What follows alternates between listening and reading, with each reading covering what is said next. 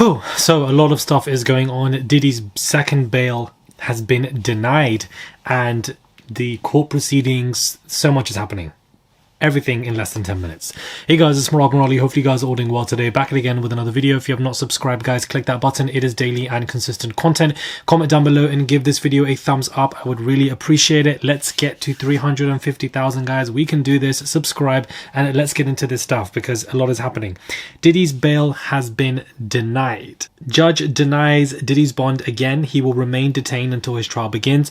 The government has proven the defendant is a danger regarding the bail package is insufficient even on risk of flight. So it looks like his second proposed package has been denied. It did not go our way. It didn't. The fight continues. Not the fight. We're not giving up by a long shot.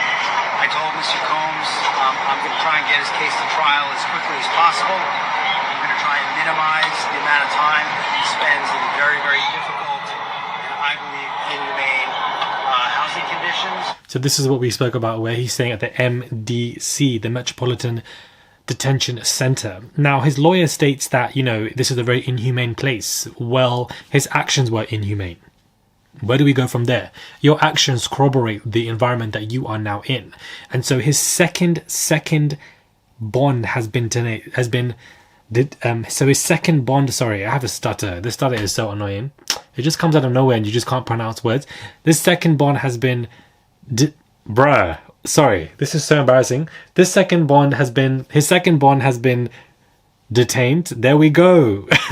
For those of you who ask sometimes why I speak with my hands, is because it helps me pronounce words. I don't know, it just sounds crazy when I say that. But anyways, his second bond has been denied.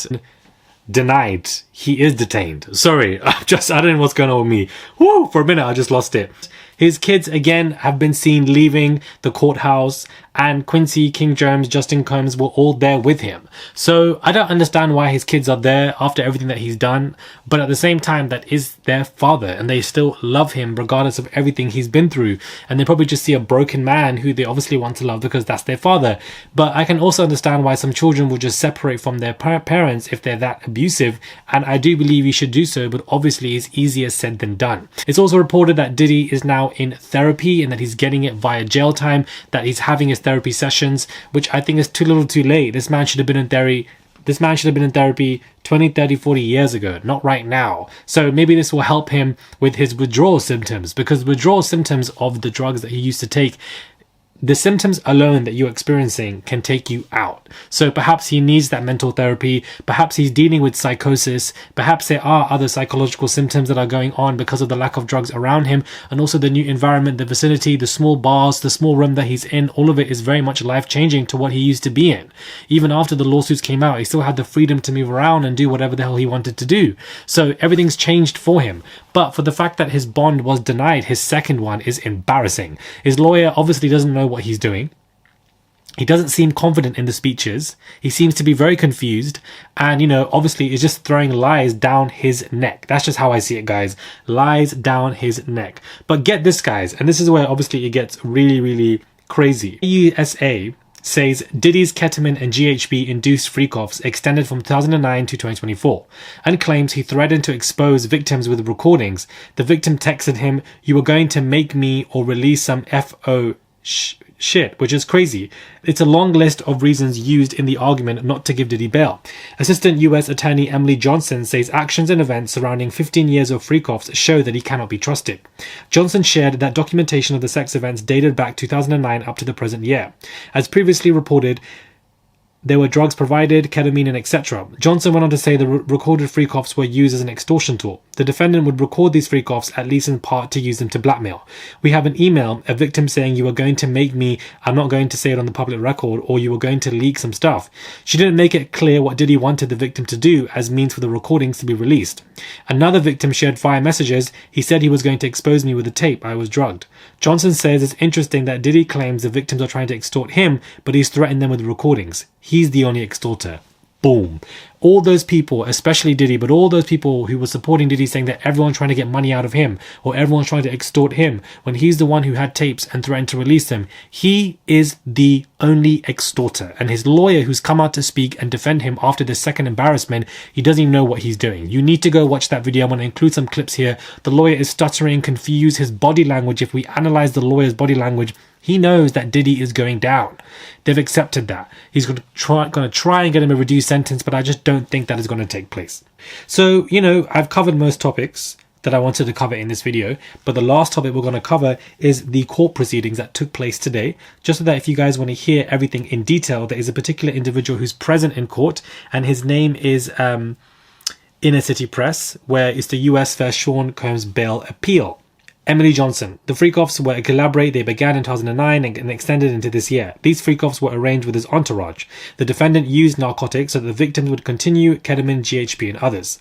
They continue. The defendant would record these freak-offs to blackmail. A different victim wrote, "He said he was going to expose me with a tape." That's just 2 examples. And so it's rich when the defendant's submission filed today accuses the victim of extorting. He's the only extorter. We seized 6 guns. They were in the defendant's home and he had access to them. We are focused on the defaced guns in defendant's closet. This is not about security but dangerousness. The security team is the same one he would say would monitor. The head of his security has now been served with a subpoena. Damn! Given what we've learned about his role in the offensive conduct, now about the hotel assault, yesterday defense counsel called it a fight in a relationship. But no, it's trafficking. The defendant had a freak-off on March 5th, 2016. We have evidence there was one commercial sex worker there in the room during the assault. She isn't even wearing shoes. She's in danger. The defendant storms out in a towel. We have a message from the victim. "I still have crazy bruising." He claims he wanted to get his clothes back, but that's not what happened to her. She tried to escape a room with the defendant and a commercial worker. She fled without shoes. Immediately after the assault, P. Diddy sent these messages. "Call me. The cops are here. I got 6 kids. Yo, please call. I am surrounded. Are you going to abandon me all alone?" The defendant knew he had done something that could elicit a police response. He covered up what he did, and this year, after the surveillance video came out, only then did he admit that it was him. Yesterday, it was claimed that his clothes were taken, but that's not what happened. Why drag the victim back down the hall to the room? The indisputable evidence makes clear that you cannot take the defendant at his word. March the 5th, 2016 is far from the defendant's lone act of violence and obstruction. Freak-off activity is the core of this case. They use force, coercion and drugs. Our investigation is ongoing. Half a dozen escorts is just the tip of the iceberg of the number of escorts who have participated in these freak-offs. This case is charged a trafficking by force, fraud, coercion, and the acts were not consensual. The defense is arguing that anyone in a freak-off wanted to be there. That's not the law. When people are threatened with exposure and are beaten, they cannot consent. That is trafficking. Victims' heads were slammed against car windows. Here are some texts. "When you get effed up, you knocked me around. I'm not a ragdoll, I'm someone's child." We have witnesses who witnessed the injuries. This conduct happened behind closed doors, in houses, hotel rooms and cars. Judge Tarnofonsky was concerned. Judge Tarno found that she did not believe defense counsel can control the defendant. Consider the Mercedes case in the circuit. Reversing a decision to release a defendant, let's turn to obstruction. Witnesses have expressed extreme fear. They have directly contacted a victim in November 2023, constant contact with witnesses to the charged conduct, after subpoena, before government interviews. 2 of these examples are, and their communication between the defendant and a witness, 13 contacts. 13 contacts with 2 people, says the judge. Emily Johnson responds, "Sorry, 14 contacts between the defendant and the witness. Also, he outreached to a witness he had not been in contact with for several years. After the grand jury subpoena, he used intermissions." Emily Johnson continues, "He recorded the conversation on another person's device. In November 2023, he twice called a victim. On November 19th, he received a text from this other person in response. It reads, 'I feel like I'm reading my own sexual trauma.' The defendant called her and gaslit her, P. Diddy, trying to convince her it was also consensual. He repeatedly said he was not supposed to be speaking on the phone. He tells the witnesses not to text him. The defendant said, support nothing to worry about. The defendant wrote his financial advisor should not make a mistake and not get that rent paid. This was an obstruction. I'll go over the cases. The judge responds, that's not necessary, I'm familiar. Emily says, a recent civil suit. Last week, Dawn Richard filed a civil suit. She was in a band, also with Miss Harper. Miss Harper issued a statement after 128 phone contacts. It wasn't even 48 or 50, it was 128. We didn't deal with Lawrence Ray's case. Magistrate Judge Fox ordered detention even on one victim. Anything else? The judge says, a few more things. How many? She responds, 3 minutes. Traveling to New York does not address danger to the community. I'm here seeking detention, but I know that the bail package does not have enough conditions that focus on obstruction, and it couldn't because he's been involving other people. The defendant should be detained pending trial. The judge responds, defense. Combs' lawyer speaks up and says, let me start with Miss Harper. I was called by her and a lawyer. I said, do what you want, make a statement. I later found out that she did. Combs' second lawyer says Miss Harper felt she was being besmirched. We did speak with her at 2 a.m. on the 11th. After speaking, what would be the reason, said for Mr. Combs to continue contacting her? She was concerned she was in the media. I have brought today the head of Sage Intelligence. We are proposing that Sage Intelligence personnel, all former law enforcement, will be monitoring the residence of Mr. Combs 24/7. There will be a visitor log. Of course, now, Diddy's lawyer continues to give more stipulations for pleading for this bond, but of course we don't need to read it because we know the bond was denied. And the judge even says, can you get to the point, child? Because, right, it shows he's trustworthy. He's not a defendant who says, come find me in Maxwell and Epstein. The judge responds, how does that relate to danger? The lawyer of Diddy says, a woman contacted him, said she'd got a subpoena. We told him, don't speak to her. The judge says, talk to me about danger. Diddy's lawyer, people who are danger are people who are contemptuous of the court. But Mr. Combs has never been contemptuous of the court. That's a lie. Look at the twist of words. He had a case in 1999. He came to court every time. He shows up on time. Wow. Okay, so he's obviously trying to dance his words around. The judge responds, says that video is troubling. He was 40 years old. He responds, Diddy's lawyer, he realized he has a problem with drug addiction and anger, and he went into rehab for a very long time. The woman in the video also went into rehab at around the same time. They loved each other. The messages about heartbreaking. Child, stop trying to make Cassie into some villain about she needs to go into rehab and jealousy and infidelity. It's ridiculous. Absolutely insane as to what he's doing. The judge responds, I've heard from the parties. I find that the government have proven the defendant is a danger regarding the bail package. It is insufficient even on risk of flight. So let's do the initial conference. The discovery will include photographs. Oh my God, not the discovery phase.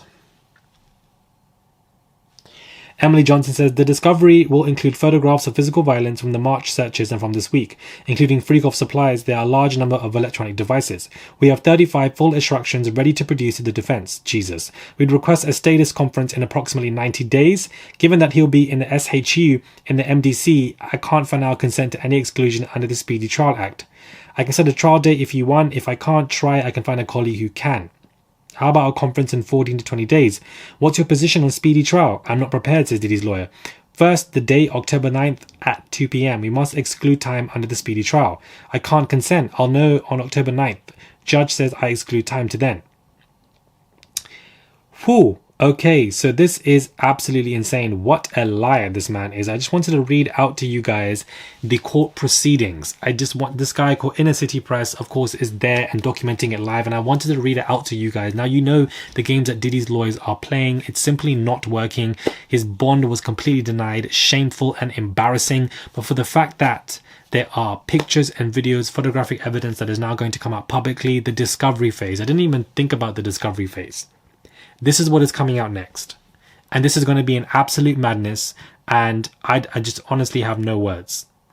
I honestly have no words for how this is going to go when it comes to the discovery phase. But it's going to be a lot of stuff that we're going to see that is going to be a lot. That's probably why I'm stuttering, guys. For me, this is just triggering, you know, the hotel stuff and everything. And that was me when I was young and I, you know, was beaten up in a hotel and I'm seeing Cassie being dragged in a hotel. You know, the hotel doors were locked for me. I had to do these weird things, just like Cassie's done these weird things. Like it's mirroring a lot. And, you know, jumping right back into this Diddy stuff is a lot. And that's something that I need to just think about moving forward. But, finding justice for these victims helps me, and that's what gives me the confidence and strength to continue to keep doing these videos, because I want to keep everybody clued up and I don't think we should be silent in these moments. Anyways, do subscribe, comment down below, give this video a thumbs up. I would really appreciate it if you guys subscribe to the channel. Let me know what your thoughts are. Break it down. Bond denied. He's now in therapy. His sons are obviously, you know, going to visit him. The passports have been confiscated. They can't even go anywhere.